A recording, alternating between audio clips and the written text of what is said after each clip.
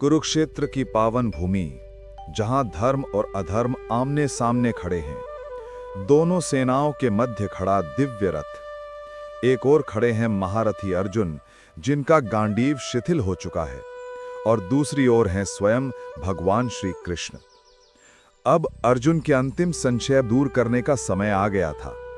तभी अर्जुन कहता है, उच्च योनि में देवता बनकर प्राणी जो अच्छे कर्म करता है, या नीच योनि में जाकर प्राणी जो क्रूर कर्म करता है, उन कर्मों का उसे कोई फल नहीं मिलता।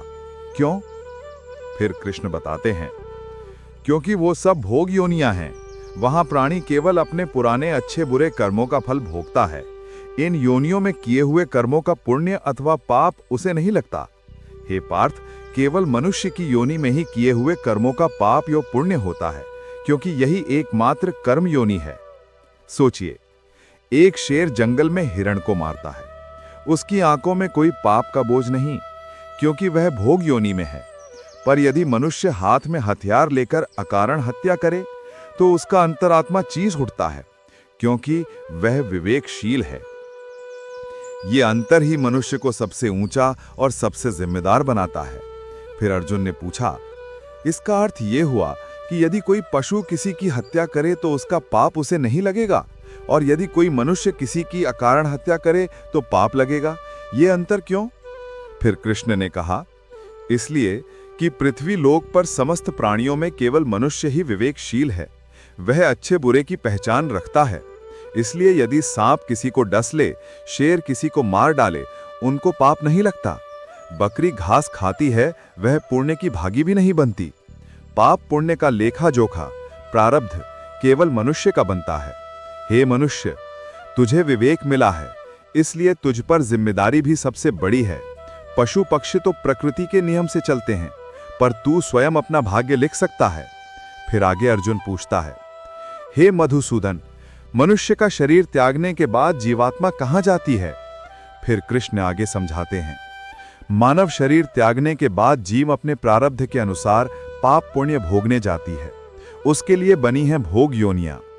उच्च योनियां जहां स्वर्ग है, देवता हैं, गंधर्व हैं, और नीच योनियां जहां नरक है, दुख है, पीड़ा है।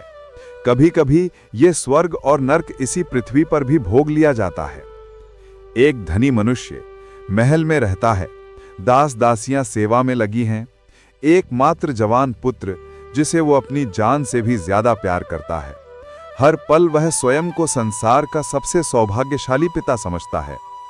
पर एक दिन अचानक दुर्घटना, पुत्र चला जाता है। फिर वही महल, वही धन, वही सेवक, सब कुछ होते हुए भी उसके जीवन में अंधेरा छा जाता है। पुत्र के जीते जी उसने जो सुख भोगे वे स्वर्ग थे। पुत्र के जाने के बाद जो दुख भोगे वे नरक से भी भयानक। ऐसे ही पिछले जन्मों के पुण्य पाप इसी धरती पर भोगे जाते हैं।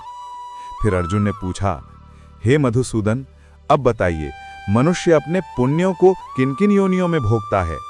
तो कृष्ण कहते हैं, पुण्यवान मनुष्य किन्नर, गंधर्व या देवताओं की योनि पाकर स्वर्ग में रहता है, जब तक उसके पुण्य क्षीण नहीं हो जाते।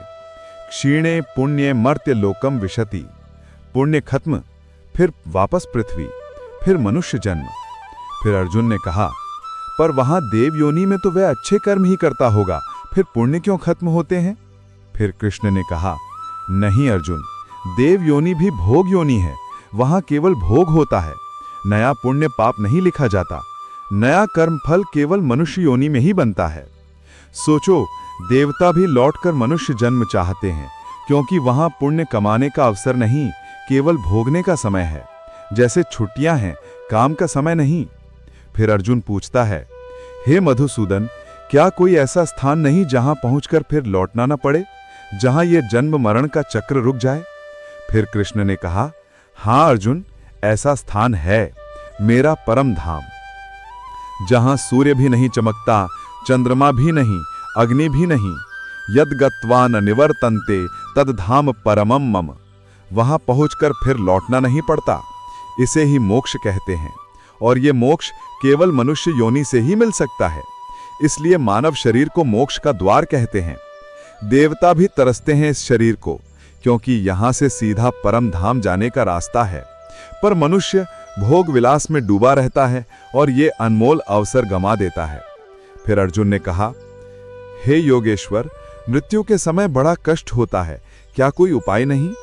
फिर कृष्ण समझाते हैं, प्रश्न मृत्यु को आसान बनाने का नहीं, जीवन मृत्यु के चक्र से मुक्त होने का है। जो विधि मैं बताता हूं उसे अपनाने वाला तुरंत मेरे धाम पहुंच जाता है। फिर अर्जुन ने पूछा, वह गोपनीय विधि क्या है हे माधव? फिर कृष्ण बताते हैं, प्राण त्यागते समय सभी इंद्रियों के द्वार बंद कर दो, मन को हृदय में स्थिर करो, प्राण को मस्तिष्क में ले जाओ और मेरे नाम का स्मरण करते हुए केवल एक अक्षर ओम ओम ओम का उच्चारण करो। चाहे जीवन भर पापी रहा हो, वह मेरे में लीन हो जाएगा। एक ओम और सारी यात्राएं समाप्त, सारे जन्म मरण रुक जाते हैं, सीधा परम धाम। फिर अर्जुन कहता है, हे केशव, तुमने मेरे मन का सारा अंधकार दूर कर दिया। अब कोई शंका नहीं, कोई संशय नहीं, केवल श्रद्धा है, केवल विश्वास है। अब यदि कोई अंतिम उपदेश देना हो तो वह प्रसाद मुझे दे दो। फिर कृष्ण बोले, सुनो अर्जुन, अब तक जितना मैंने तुम्हें ज्ञान, कर्म, योग, भक्ति बताया सब भूल जाओ। बस एक बात याद रखो, सर्वधर्मान् परित्यज्य मां एकम शरणं व्रजा, अहम त्वाम सर्व पापेभ्यो मोक्षयिष्यामि मा शुचा। सारे धर्म छोड़ दो, बस मेरी शरण में आ जाओ, मैं तुम्हें सभी पापों से मुक्त कर दूंगा, चिंता मत करो। बस इतना ही। सारा ज्ञान, सारी साधना, सारी तपस्या, अंत में एक शरणागति और सब समाप्त। फिर अर्जुन ने कहा, हे केशव, तुमने मेरे मन का सारा अंधकार दूर कर दिया। अब कोई शंका नहीं, कोई संशय नहीं, केवल श्रद्धा है, केवल विश्वास है। अब यदि कोई अंतिम उपदेश देना हो तो वह प्रसाद मुझे दे दो। फिर कृष्ण बोले, सुनो अर्जुन, अब तक जितना मैंने तुम्हें ज्ञान, कर्म, योग, भक्ति बताया सब भूल जाओ। बस एक बात याद रखो, सर्वधर्मान् परित्यज्य माम एकम शरणं व्रजा, अहं त्वाम सर्व पापेभ्यो मोक्षयिष्यामि मा शुचा। सारे धर्म छोड़ दो, बस मेरी शरण में आ जाओ, मैं तुम्हें सभी पापों से मुक्त कर दूंगा, चिंता मत करो। बस इतना ही। सारा ज्ञान, सारी साधना, सारी तपस्या, अंत में एक शरणागति और सब समाप्त। फिर अर्जुन ने कहा, आपकी जय हो, आपकी जय हो। अब मैं स्वयं को आपके चरणों में अर्पित करता हूं, आज्ञा दो, अब मैं क्या करूं?